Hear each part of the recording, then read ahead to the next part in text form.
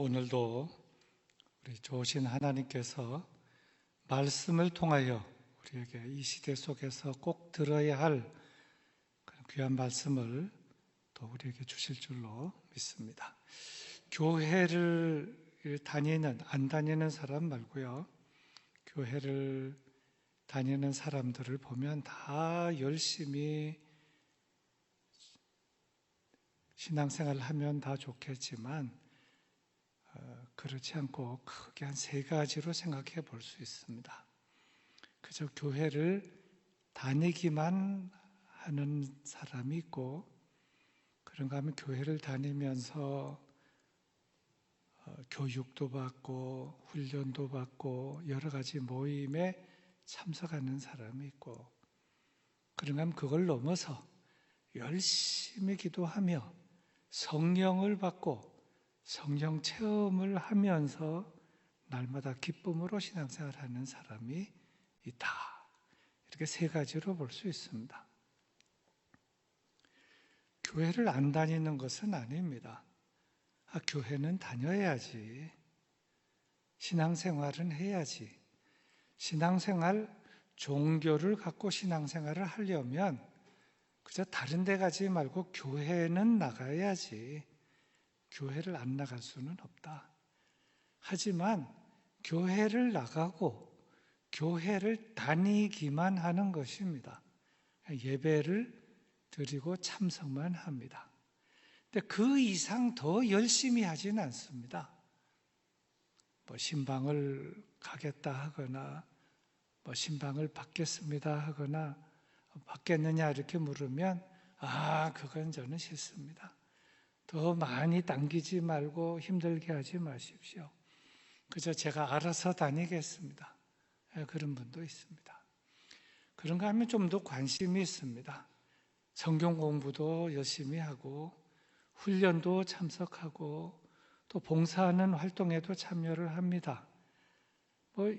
교회도 다니고 공부도 하고 하지만 좀 잘 안 하는 부분이 있는데 기도회에 잘 참석을 하지 않습니다. 또 기도를 열심히 하는 데 대해서는 거부 반응이 있는 것은 아니지만 그렇게 기도를 열심히 하고 간절히 기도하고 성령을 받고자 하는 그런 간절한 마음, 그런 것은 없어요. 그래서 좀 더 열심히 다니고 그런 면은 있지만, 근데 세 번째 사람은 다 열심히 다니면서 열심히 기도하고 그리고 체험도 있습니다. 때로는 마음속에서 세미한 음성도 들리기도 하고 때로는 꿈 중에서 음성을 듣기도 하고 나름대로 성령의 역사와 체험을 갖고 있습니다. 그래서 흔들리지 않고 기쁨으로 신앙생활을 하는 것입니다.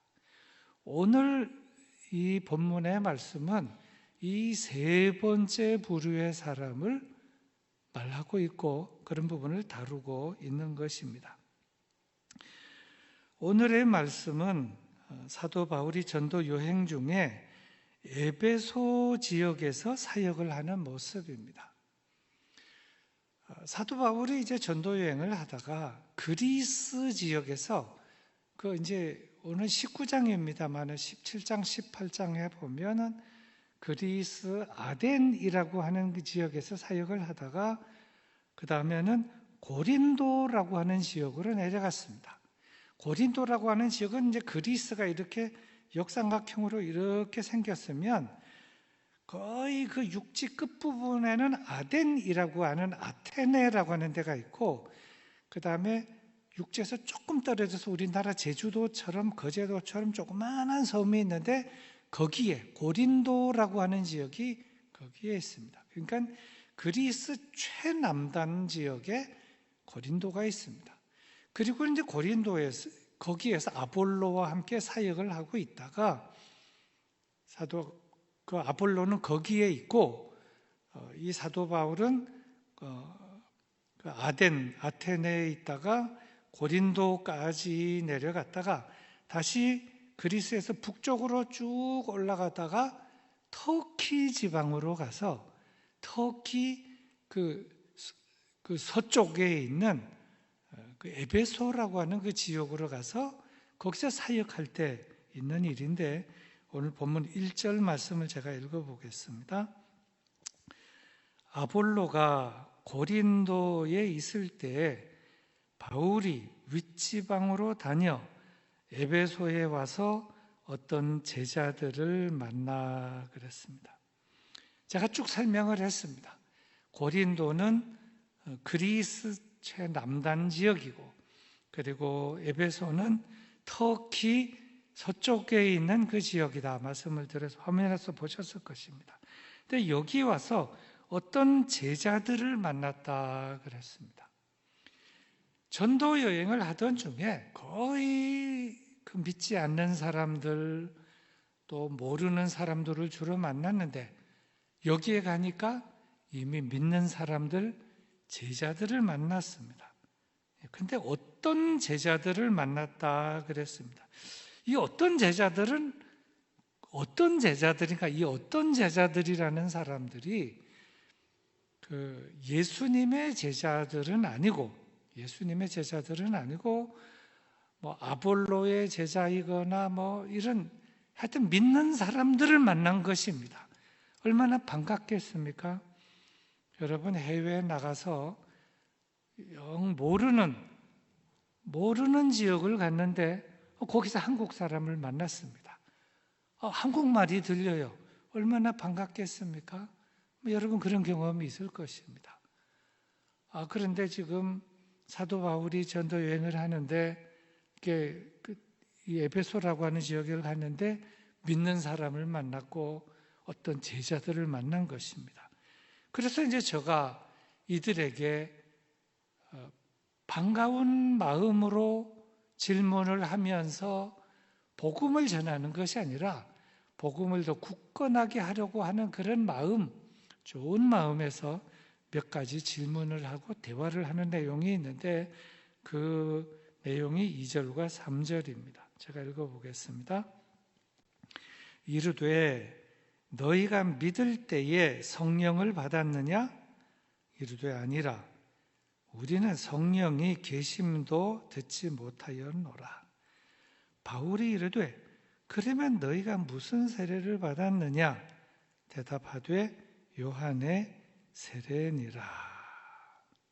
자, 이 짧은 대화지만 사도 바울이 처음에는 너희가 믿을 때에 성령을 받았느냐? 이렇게 물었습니다. 그랬더니 아니요, 우리는 성령의 계심도 듣지 못했는데요. 성령의 계심도 듣지 못했다 얘기를 할 때 이 세례에 문제가 있구나 알고 그럼 너희는 무슨 세례를 받았느냐? 물었더니 우리는 요한의 세례를 받았습니다. 사도 바울이 볼 때는 생각하고 분별할 때 이런 생각을 가진 겁니다.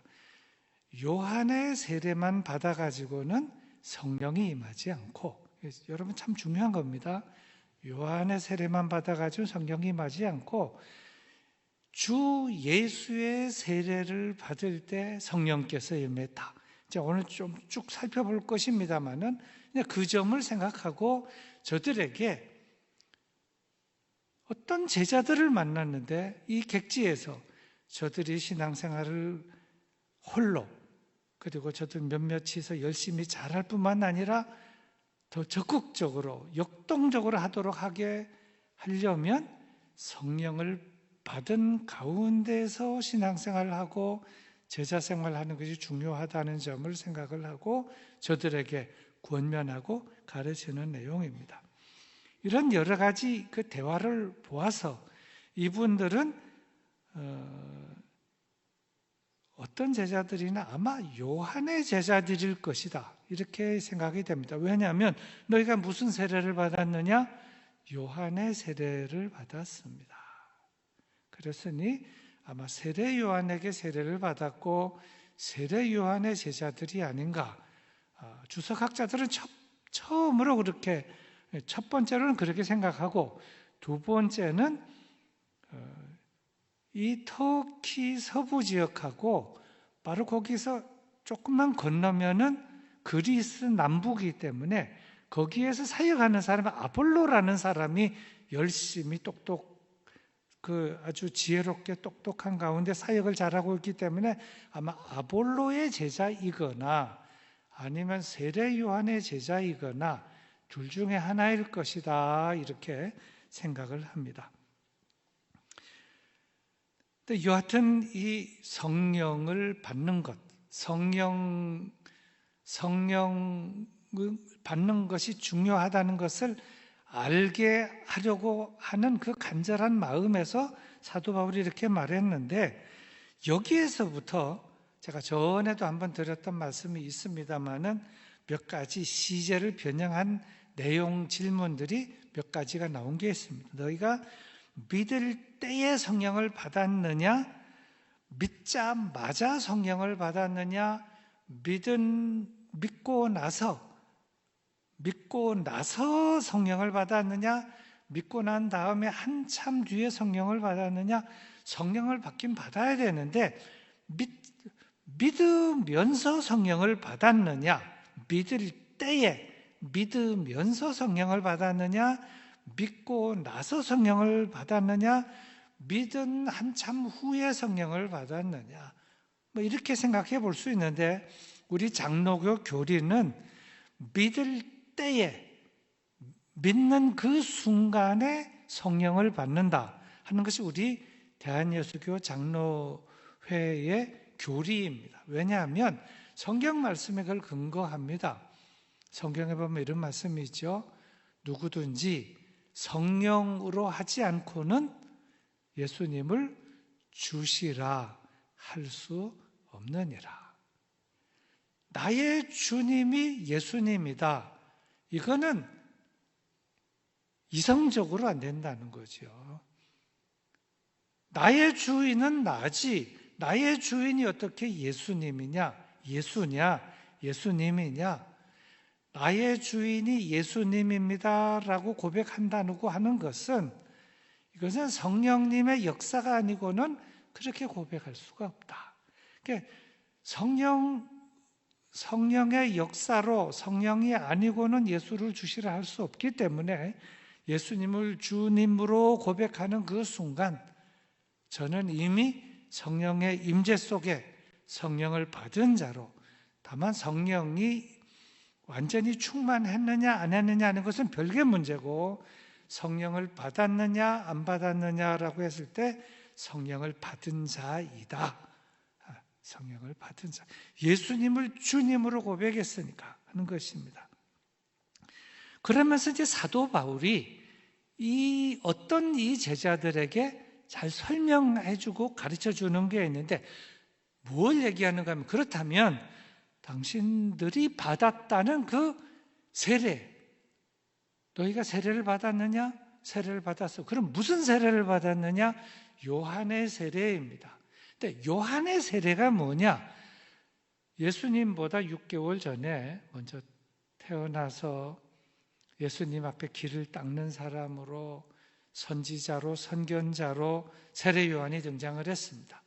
그리고 많은 사람들이 세례 요한에게 올 때 회개하라 그러면서 회개를 하면 요단강에서 세례를 베풀었어요. 회개하라 외치고 세례 요한이. 그래서 세례 요한이 준 세례는 뭐냐면은 회개의 세례, 여기 회개의 세례라 그랬습니다. 회개의 세례가 뭐냐? 회개케 하는 세례가 아니고, 이제 세례 요한에게 많은 사람들이 나왔어요. 일반 사람들도 오고, 군인들도 오고, 주부들도 오고, 많은 남녀노소 많은 사람들이 오는데, 어떤 사람들에게는 독사의 자식들아 그러고, 어떤 사람들에게는 설교도 하면서 회개케 했습니다. 설교를 하면서. 그리고 너무나 오랫동안 선지자가 없었기 때문에 세례 요한이 광야에서 약대 털옷을 입고 또 메뚜기와 석청만 먹으면서 아주 청빈하게 살면서 설교를 잘하고 회개하라 그러니까 많은 사람들이 저 앞에 나와서 죄를 자복하고 회개하고, 그리고 세례를 받았는데, 그 세례는 요즘 말로 하면, 이건 성경이 없는 내용이지만 제가 생각해 보니 마치 뭐와 같은가 하면 백신증과 같은 것입니다. 예. 이제 우리 코로나 여기서 백신을 맞으면 백신을 딱 맞게 되면은 백신 맞은 증 있잖아요. 쿠브에도 나오지만 1차 접종 완료자, 2차 접종 완료자 하는 것처럼 세례 요한이 세례를 딱 주면 이 사람은 뭐예요? 회개한 사람이다. 그 세례 요한에게 와서 나는 뭐 이렇게 잘못했습니다. 회개합니다. 그러면 물론 그래 너는 회개했으니 세례를 주노라. 회개의 세례, 회개한 사람에게 베푸는 세례라는 것입니다. 예수님의 세례가 아니고 회개의 세례입니다. 그런데 지금 여기서 주 예수의 세례라는 것이 있습니다. 주 예수의 세례는 주 예수님의 이름으로 받는 세례일 뿐만 아니라 예수님을 구주로 고백하고 믿고 성부, 성자, 성령의 이름 주 예수의 이름으로 베푸는 그 세례는 즉 죄를 회개할 뿐만 아니라 예수님을 주님으로 모시고 구주로 고백하고 받는 세례이기 때문에 저에게 구원이 임한다는 거죠. 구원이. 세례 요한에게 세례를 받는 건 회개한 증표로서의 세례이지만 바로 주 예수의 세례는 구원과 관련된 세례이다. 사실은 세례 요한에게는 세례 요한의 자격과 권한에는 구원을 줄 수 있는 권한이 세례 요한에게는 사실은 없지요. 구원은 예수 그리스도만이 줄 수 있는 권한이 있기 때문에 예수님께서 예수님을 구주로 믿고 고백할 때 주 예수의 이름으로 세례를 베풀면 그때 구원이 저에게 임한다 하는 것입니다. 자, 이제 본문을 보겠습니다. 4절, 5절, 6절, 7절 화면을 한번 보시겠습니다. 바울이 이르되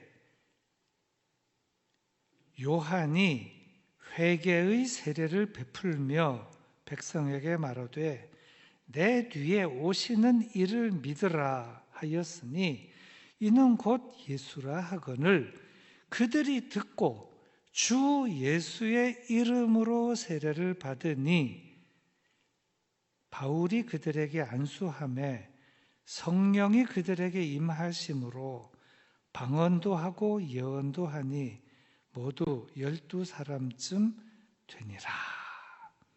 아주 분명하게 얘기를 한 겁니다. 너희가 받은 세례가 무슨 세례냐? 요한의 세례입니다. 그 요한의 세례는 회개의 세례다. 구원과는 상관이 없는 것이다. 회개의 세례를 받았지만 주 예수의 이름으로 세례를 받고 구원을 받으라. 그리고 성령도 받아야 한다. 이 점을 가르치고 저들에게 기도하고 안수를 할 때 성령님께서 저들에게 임하셨다. 그랬더니 저들에게서 무슨 일이 일어났느냐? 방언이 터지고 예언을 하는 그런 일이 저들에게서 일어났다 하는 이런 내용입니다. 자, 근데 이 본문 내용은 참 잘 해석을 해야 되는데 사도행전을 보면 이방인에게 성령님이 임한 사건이 3번이 등장합니다. 8장에 한 번 등장하고 10장에 한 번 등장하고 19장에 등장하고 이것이 제일 마지막인데요. 8장에 등장하고 10장에 등장하고 19장에 등장하는 이것이 조금씩 달라요. 근데 좀 살펴볼 필요가 있고요. 이 3가지를 살펴볼 때 참 큰 의미가 있습니다. 여러분 지금 오늘이 19장이지만 8장을 잠깐 보시겠습니다. 여러분 성경책에 그 사도행전 8장을 펴보시기 바랍니다. 8장에 보면 사도행전 8장 14절부터 17절까지 읽겠습니다. 화면에는 나오지 않습니다. 자기 성경책을 보세요. 사도행전 8장 14절에서 17절입니다. 예루살렘에 있는 사도들이 사마리아도 하나님의 말씀을 받았다 함을 듣고 베드로와 요한을 보내매 그들이 내려가서 그들을 위하여 성령 받기를 기도하니 이는 아직 한 사람에게도 성령 내리신 일이 없고 오직 주 예수의 이름으로 세례만 받을 뿐이더라. 이에 두 사도가 그들에게 안수함에 성령을 받는지라. 이 사도행전 8장은 획기적인 사건을 기록하고 있습니다.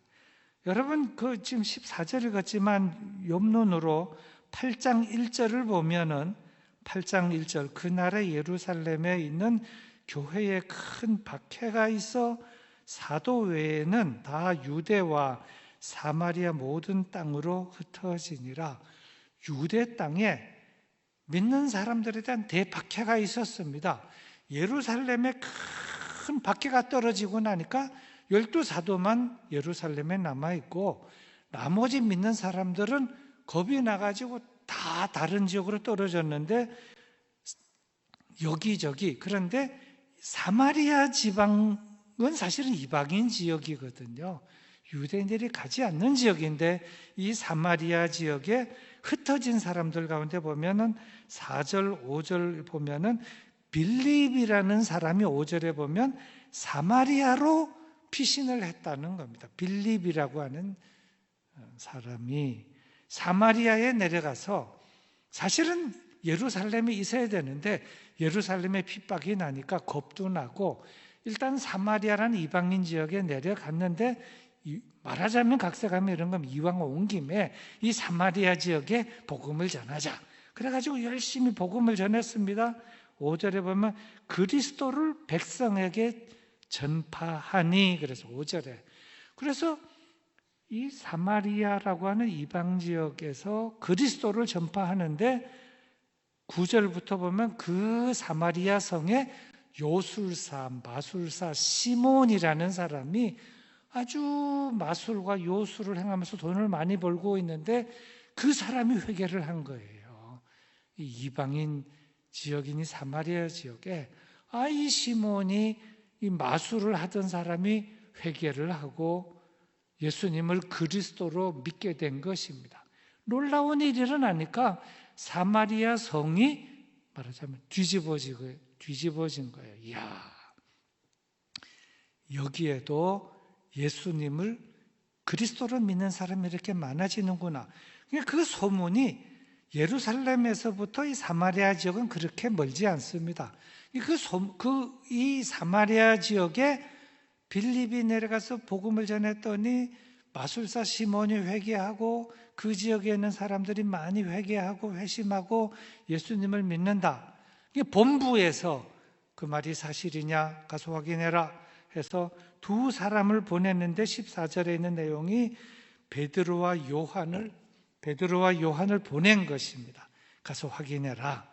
베드로와 요한이 이 이방인 지역에 이제 시차를 가서 이러다 보니까 이방인 지역 사람들은 사실 유대인의 입장에서 보면 이 사마리아 지역 사람들은 지옥의 땔감으로 만들어졌다고 이때까지 생각하고 무시하고 사마리아 지역은 가지도 않고 관통하지도 않고 빙 둘러가 다니고 그랬는데 사마리아 지역에 베드로도 내려가고 요한도 내려간 거예요.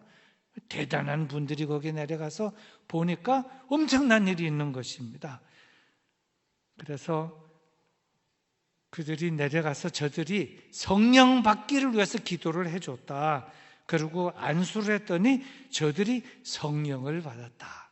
사마리아 지역에 성령을 받는 일이 놀라운 일이 있었다는 겁니다.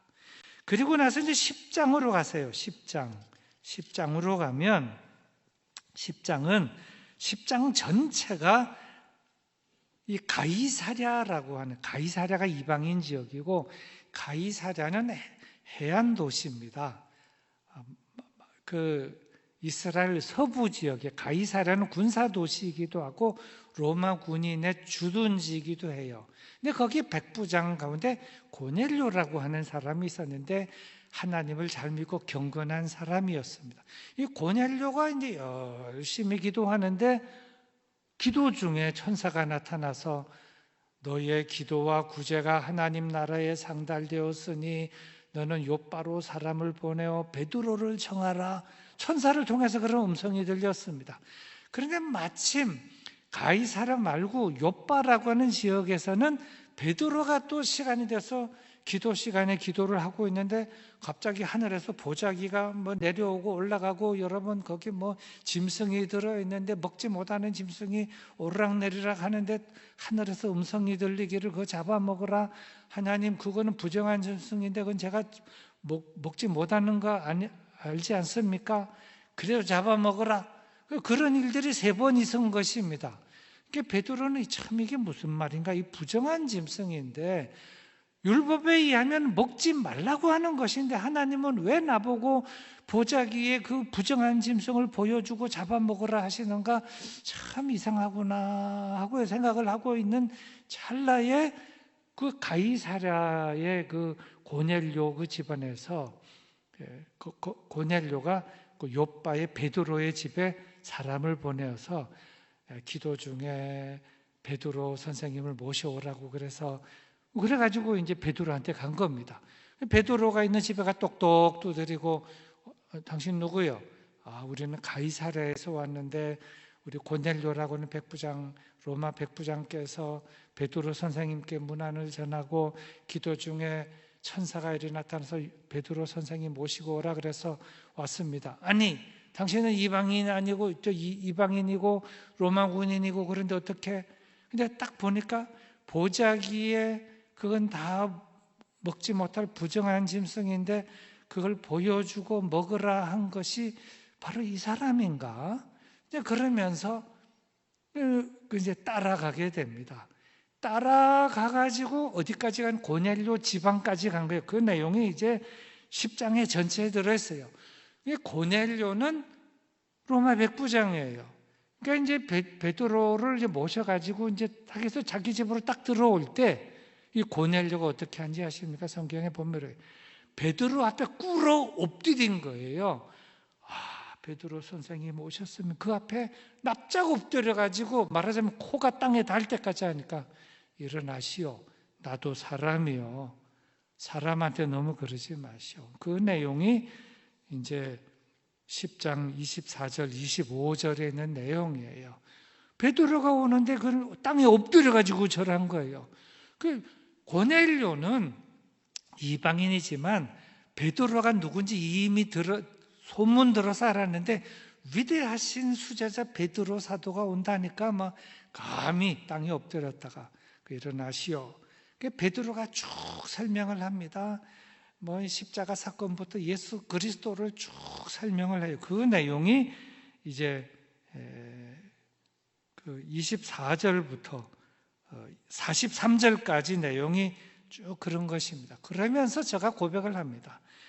참 중요한 얘기인데 그것이 무엇인가 하면은 34절과 35절에 있습니다. 베드로가 입을 열어 말하되 내가 참으로 하나님은 사람의 외모를 보지 아니하시고 각 나라 중 하나님을 경외하며 의를 행하는 사람은 다 받으시는 줄 깨달았도다. 이거 획기적인 깨달음이고 이때까지 유대주의, 율법주의, 유대인만 사람이고 유대인 아니면 이방인은 사람도 아니고 저들은 짐승과 같고 지옥의 딸감과 같다라고 생각하며 무시하며 편견에 사로잡혀 살아왔는데 그 보자기 사건을 보고 또 이 가이사랴에서 이 고넬료가 기도하던 중에 사람을 보내서 탁 이리 와서 보면서 자기가 눈으로 이 현장을 본 거예요. 이방인 백부장 앞에서 지금 설교를 하고 있으면서 자기가 하나님은 각 나라 중에 모든 나라 중에 하나님을 경외하며 의를 행하는 사람은 다 받으시는 줄 깨달았도다. 내가 하나님을 새롭게 깨달았다. 하나님을 새롭게 깨달았다. 당신도 하나님이 받으신다. 우리도 받고 모든 나라에 하나님을 경외하는 사람은 하나님이 받으시는 것이다. 그래서 이제 설교를 하고 세례를 베풀게 되는 겁니다. 그래서 44절부터 보면 이런 내용이 44절부터 48절에 보세요. 10장 44절에서 48절. 베드로가 이 말을 할 때에 성령이 말씀 듣는 모든 사람에게 내려오시니 베드로와 함께 온 할례 받은 신자들이 이방인들에게도 성령 부어 주심으로 말미암아 놀라니 이는 방언을 말하며 하나님 높임을 들음이러라. 이에 베드로가 이르되 이 사람들이 우리와 같이 성령을 받았으니 누가 능히 물로 세례 베풀물 금하리요 하고 명하여 예수 그리스도의 이름으로 세례를 베풀라 하니라. 그들이 베드로에게 며칠 더 머물기를 정하니라. 그래서 이 가이사랴라고 하는 이 이방인 지역에서 아주 위대한 대사도 수제자 베드로가 여기에서 설교를 하고 또 저들에게 세례도 베풀고 하나님은 세계 모든 나라 각 나라에서 하나님을 진실로 경외하는 모든 사람은 다 받으시는 줄로 내가 이제 깨달았도다. 그러므로 너희도 온전히 세례를 받고 성령을 받으라. 베드로 사도가 그렇게 했다는 것입니다.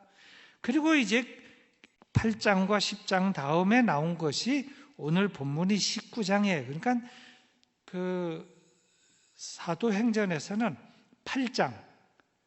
8장은 예루살렘에 핍박이 나서 사마리아에 내려가서 빌립이 복음 전한 거. 그 다음에 10장 베드로 사도가 가이사랴에서 고넬료의 집안에서 이방인들 있는 그 지역에 가서 말씀을 전하고 세례를 베푸고 성령 받게 한 사건. 그리고 19장 사도 바울이 에베소에서 그 어떤 제자들하고 거기에 있는 사람들에게 또 복음을 전하고 또 주 예수의 이름으로 세례를 받게 했더니 거기는 방언도 하고 예언을 했다 하는 겁니다. 그래서 이제 8장, 그 다음에 10장, 그 다음 19장인데 이걸 보면은 보세요. 어떻게 된 거지요?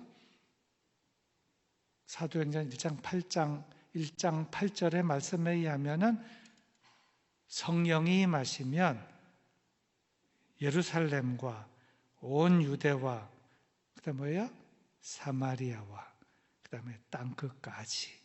그러니까 사마리아 온 유대와 사마리아 그러니까 이제 거기에는 예루살렘과 온 유대와 사마리아와 빌립을 통해서 그다음에는 가이사랴와 그다음 여기는 에베소, 터키 저 멀리까지 성령이 임하면 이렇게 놀라운 일들이 전 세계로 퍼져나간다. 예수님을 그리스도로 믿는 역사, 또 성령이 임하고 방언도 하고 예언도 하는 이런 역사가 전 세계로 뻗어나가게 된다 하는 이 말씀이 구체적으로 임해져 나가는 그 지도가 사도행전 8장, 10장, 19장 이렇게 이어진다 하는 그런 말씀이 되겠습니다. 자, 이제 말씀을 정리하겠습니다. 성령을 받고 신앙생활을 한다는 것은 참 중요한 일입니다. 물론 그냥 교회를 안 다니는 것보다는 다니는 게 낫습니다. 그냥 다니는 것보다는 열심히 공부도 하고 훈련 받는 것이 좋습니다. 하지만 그래서 안 되고 성령의 체험을 하고 성령의 인도하심을 받고 성령의 능력을 받고 성령의 보호하심을 받는 가운데 신앙생활을 한다는 것은 기쁨으로 신앙생활을 할 수 있다는 것이고 능력으로 신앙생활을 할 수 있다는 것이고 자기 신앙뿐만 아니라 남의 신앙까지 돌보며 업어주고 세워주고 챙겨주고 신앙생활을 할 수 있다는 것. 그것이 그냥 지식으로 신앙생활하는 것 사람은 그것이 안 되고 그냥 배우기만 해서 되는 것이 아니고 내 힘으로 되는 것이 아니라 성령님의 힘으로 성령님의 능력으로 성령님께서 함께 하시고 도와주심으로 이것이 신앙생활이 더 역동적으로 된다는 말씀입니다. 그래서 성령을 사모하고 성령 받기를 사모하고 기도하며 이렇게 나아갈 때 우리가 더 힘있게 역동적으로 기쁨과 즐거움으로 신앙생활을 잘하게 될 줄로 믿습니다. 우리 말씀을 생각하면서 우리 다 같이 찬송 191장 찬송하도록 하겠습니다.